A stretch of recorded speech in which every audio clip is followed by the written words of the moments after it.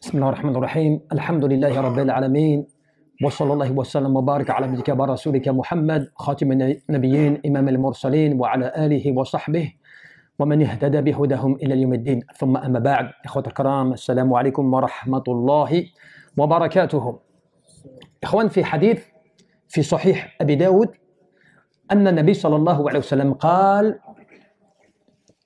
الرجل على دين خليله فينظر أحدكم من يخالل.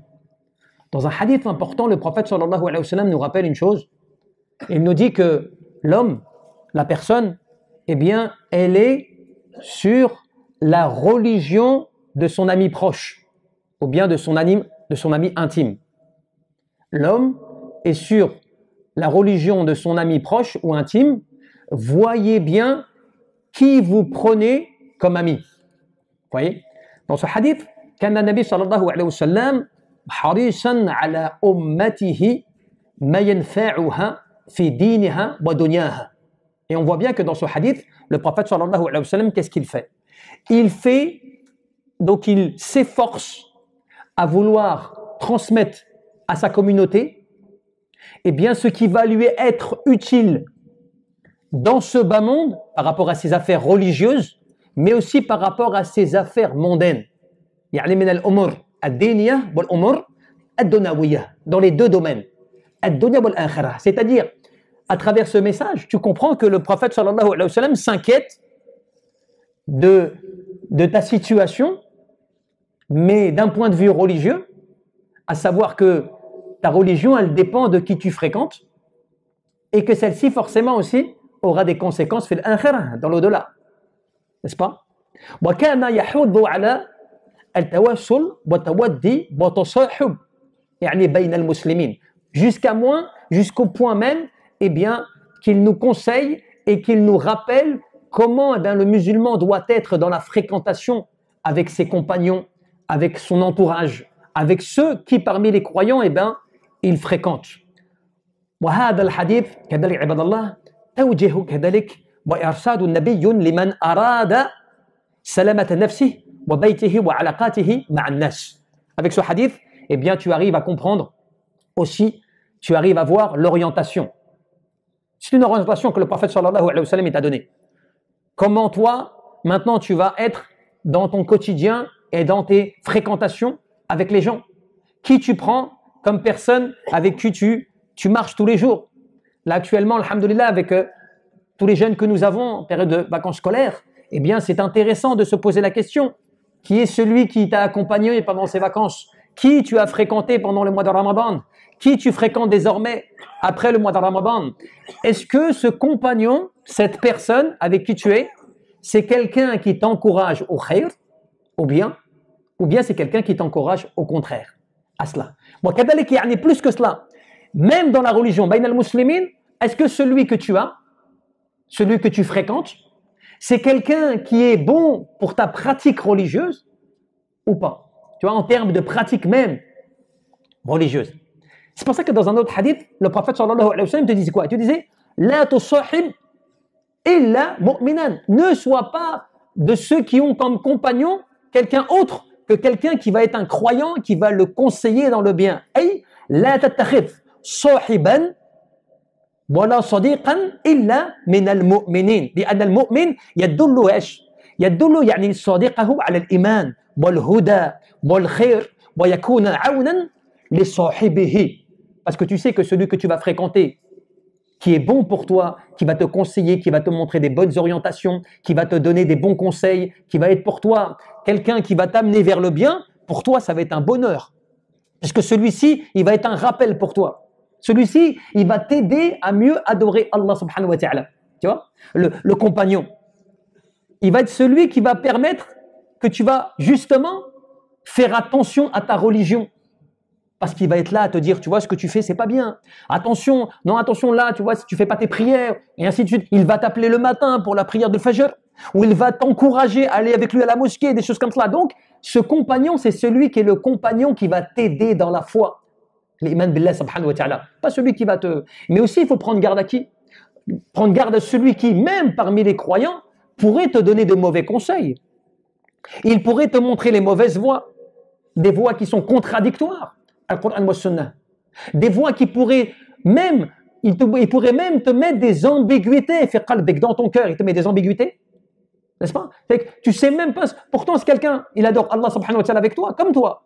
N'est-ce pas? Il adore Allah azza wa jalla, il est dans le din al-Islam, mais pourtant c'est qu'il me dit, mais pas profitable. Tu vois? C'est pas bénéfique. Il n'y a pas un ilm nafi', tu vois, une science utile. Qu'est-ce que disait l'ulama par rapport à l'ilm nafi'? L'ilm nafi' ma ja'a bihi ar-rasoul alayhi salatu wa salam. Quelle est la science utile? La science utile, c'est celle avec laquelle est venu le prophète Mohammed ibn Abdullah alayhi salatu wa salam. Cela veut dire quoi? Eh bien moi, dans toute la situation, en toute situation, eh bien moi, j'ai un canalisateur. Je vois, j'analyse que ce que je reçois comme information, tu vois, comme information que je reçois, ce qu'on me dit, le conseil qu'on me donne, eh bien je l'analyse. Est-ce que c'est un khair pour ma religion ou pas? Est-ce que c'est un bon conseil ou pas? Est-ce que cela me permet de me rapprocher d'Allah subhanahu wa ta'ala ou pas? Ou bien est-ce que je vais tomber dans le haram? Comment tu vas tomber dans le haram? Tu as quelqu'un qui te parle de choses mauvaises, même pourtant il est croyant. Et à cause de cela, tu vas parler sur les gens comme cela. Alors que tu ne sais pas, qu'est-ce que tu vas faire comme péché? Ou bien al-riba ou autre. Tu vois, tu vas tomber dans la médisance, dans la calomnie sans t'en rendre compte. À cause de quoi? À cause de quelqu'un qui m'attire, qui m'amène vers le fait de prononcer des paroles ou des choses mauvaises. Donc, le compagnon, il est très très important fil islam. D'où le fait que le prophète a mis en garde. Tu vois? Ar-rajul, regarde bien la peseur de la parole. Ar-rajul ala dini khalili. T'imagines, al-khalil, في اللغة العربية, c'est plus que الصديق, tu vois. Celui, quand tu vois, le terme il est utilisé par le prophète sallallahu alayhi wa sallam, il a utilisé un terme qui est très fort en langue arabe. C'est-à-dire, c'est le terme qui veut dire un ami très intime, proche. Quelqu'un avec qui tu as des confidences particulières que tu n'as pas avec un autre. Et il te dit, la religion de la personne, elle est basée sur sa relation avec son ami proche. Elle est sur la religion de son ami proche.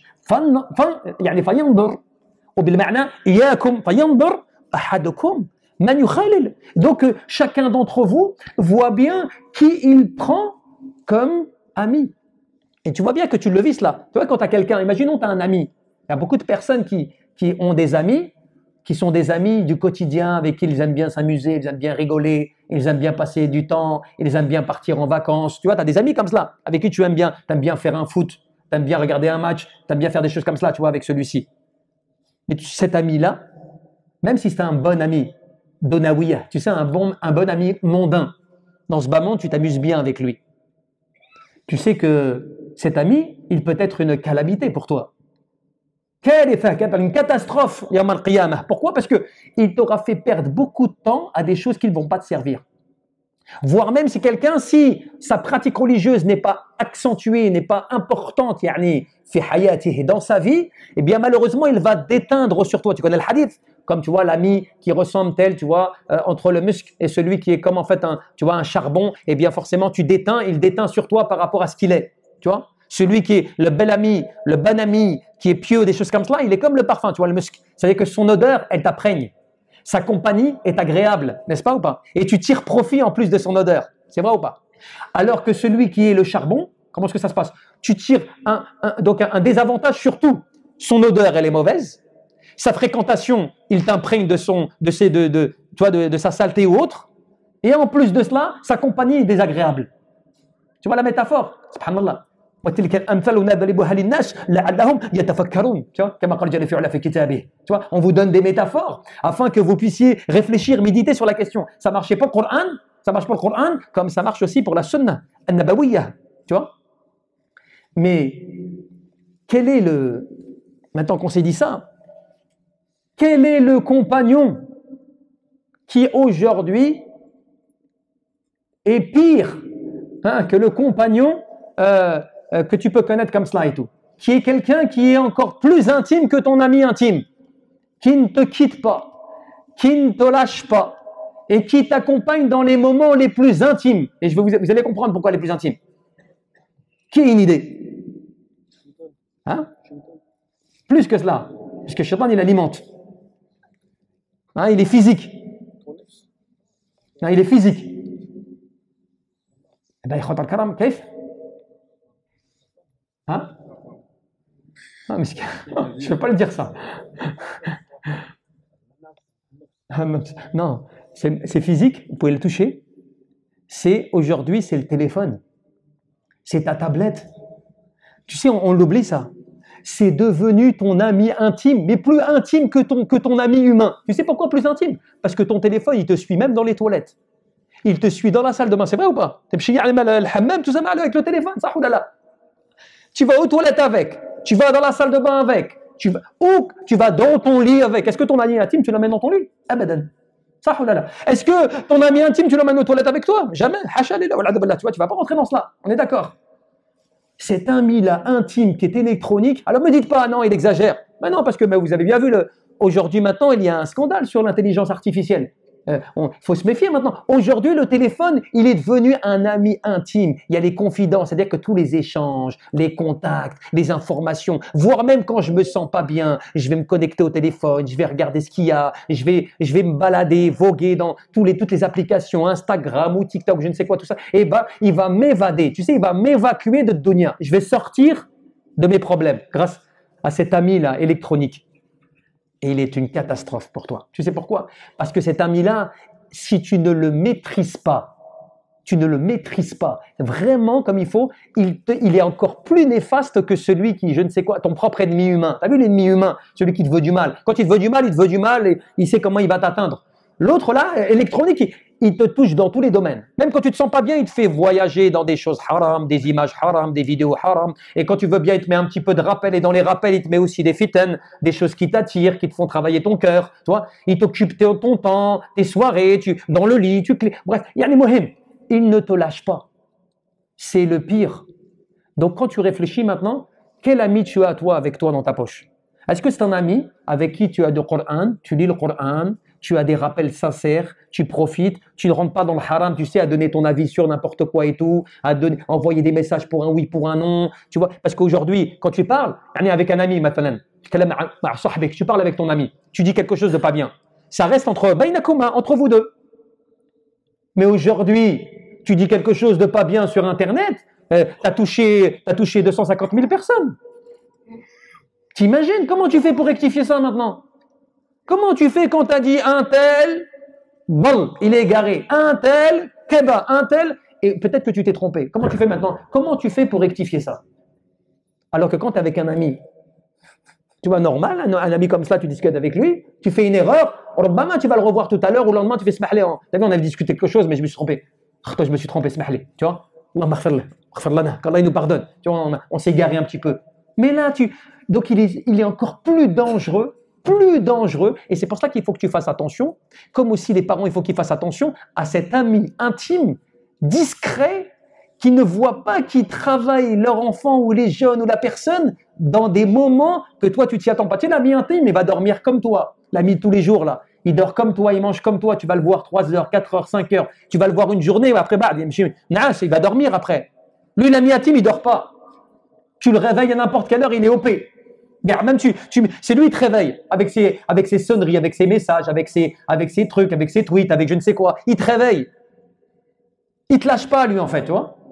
Donc cet ami intime, si tu l'as pas dompté, comme l'animal, tu vois, tu le dresses un petit peu quand il est un peu sauvage, c'est-à-dire que tu vas le dompter. Moi, je ne l'utilise pas n'importe comment. Ce que je regarde, je vais pas n'importe où. Attention mes amis, même à l'intérieur, je sélectionne les personnes. Je ne me mets pas en ami, tu vois, communauté. Parce qu'aujourd'hui, avec ce téléphone-là, tu es quelqu'un de super connu maintenant. C'est-à-dire maintenant, tu as 250 amis, toi. 250 000 amis. Avec tous tes followers et toutes tes inscriptions, là. Tu vois? Alors que tu connais personne. Alors qu'à l'époque, à l'ancienne, quand tu n'avais pas ton téléphone, tu avais un ami, 2 amis, 3 amis, ceux qui autour de ton quartier, tu les connais. Tu sais qui c'est. Aujourd'hui, maintenant, tu as des amis sur toute la planète. Mais c'est des faux amis. Tu sais, ces amis-là, c'est qui? Ce sont les amis dont il faut prendre garde quand Allah Jalla fi'ala te dit al-akhillau yawma idin ba'duhum li ba'din adu illa al-muttaqin. Les amis intimes. Allah Jalla fi'ala a utilisé le même mot, la racine de al-khalil kadalik, l'ami proche intime. Les amis intimes, le jour où ils seront les uns des autres des ennemis. Illa al-muttaqin, en dehors de ceux qui ont été des pieux, bainahum parmi eux. Donc cela veut dire que ton ami le plus proche, celui avec qui tu es heureux dans ce bas monde, avec qui tu rigoles, avec qui tu as les 1000 plans, et alhamdoulilah, tu as beaucoup de choses, mashallah, tu profites avec lui, fait de dunya. Si ce n'est pas minal muttaqin, si ce n'est pas quelqu'un parmi les pieux, ce même ami-là, il va devenir ton propre ennemi yawm al-qiyamah. Chacun va défendre sa position, nafsi, sa propre personne. Il va se défaire de tout ce qu'il t'a dit et de tout ce qu'il t'a promis et de tout ce qu'il a fait avec toi, il va se défaire. Il va t'abandonner. Allah Jalla fi'ala, il utilise ce terme pour nous mettre en garde. Que l'yawm al-qiyamah, amam Allah subhanahu wa ta'ala, eh bien les amis intimes, il n'a pas dit simplement ceux qui sont parmi les proches, ceux qui sont parmi, tu vois, des copains. Non, les amis proches et intimes. Tu vois le terme Khalil kadalik, Allah Jalla fi'ala l'a fait utiliser par rapport à Ibrahim alayhi salam. Khalil Allah, celui qui est le plus proche d'Allah parmi la proximité, parce qu'on ne peut même pas traduire vraiment, parce que ami intime, c'est pas une bonne traduction en fait, on ne peut même pas presque le traduire ce mot-là. Il représente vraiment la proximité pieuse avec Allah subhanahu wa ta'ala. Si tu voulais traduire ce terme-là, c'est la proximité pieuse et sincère dans la dévotion à Allah subhanahu wa ta'ala vis-à-vis de lui, tu vois. Al-Khalil, subhanallah, tu vois, qui était proche aussi à Ibrahim alayhi salam. Eh bien, Allah Jalla fi'ala a utilisé le même terme, al-akhillau, c'est-à-dire la racine pour dire ses amis proches, team dans ce bas monde. Walakin min ad-dunya. Anna al-khalat kadhalik, yani idha kanat ala al-ma'siyah wal kufr sarat adawatan yawm al-qiyamah. Ceux qui auront été dans ce bas monde, des amis proches et des correspondants proches, mais dans les péchés, dans la turpitude, dans les actes mauvais, eh bien, ils seront des ennemis yawm al-qiyamah. أما المتقون الموحدون الذين يخالل بعضهم بعضا على الإيمان والتقوى, en dehors de ceux qui ont été des pieux, et qui ont été dans l'adoration unique d'Allah subhanahu wa ta'ala sans rien lui associer. Ils seront les uns les autres, yawm al-qiyamah, parmi bien, les pieux et les rapprochés vis-à-vis d'Allah azza wa jal. Et c'est comme cela que tu te rends compte même, pour terminer sur cela, ibadallah, tu te rends compte même que tu sais, tes amis pieux dans ce bas monde, ils vont t'aider yawm al-qiyamah à atteindre al-jannah.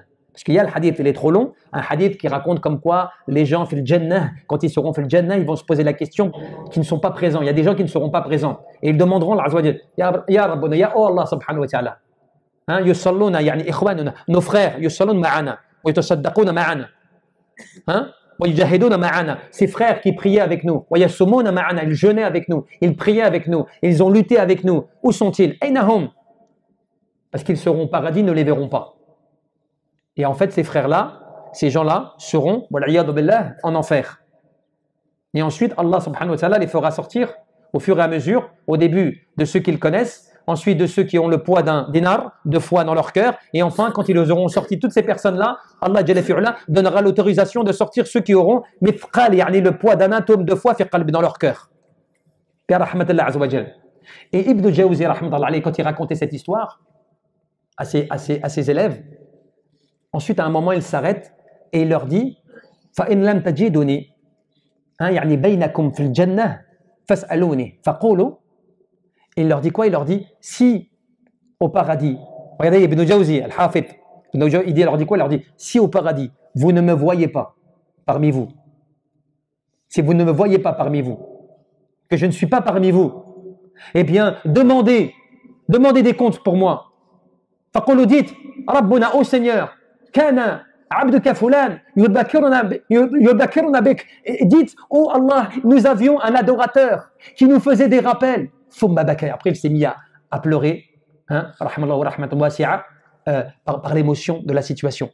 Vous imaginez, lui-même n'a pas de garantie, lui-même, tu vois, il doute. Et pourquoi? Parce que Al-Hasan al-Basri, qu'est-ce qu'il disait? Il disait Al-Ashdiqa min al-muttaqin as-salihin as-sadiqin yawm al-qiyamah fa inna lahum shafa'ah yawm al-qiyamah, yani lil muslimin wal mu'minin. Il disait quoi, Al-Hasan al-Basri?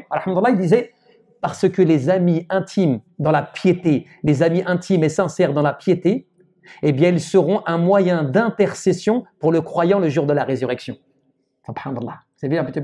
Donc, prenons garde à nos amis intimes et proches Prenons garde à ces amis qui sont plus intimes que nos amis intimes, qui sont les téléphones et les tablettes et les ordinateurs, tout cela et tout, qui nous éloignent très loin, des fois, de la bonne voie. Wallahu a'lam, tabaraka wa ta'ala, an yahfadana. معاني ما قد جاء في قاف وياسين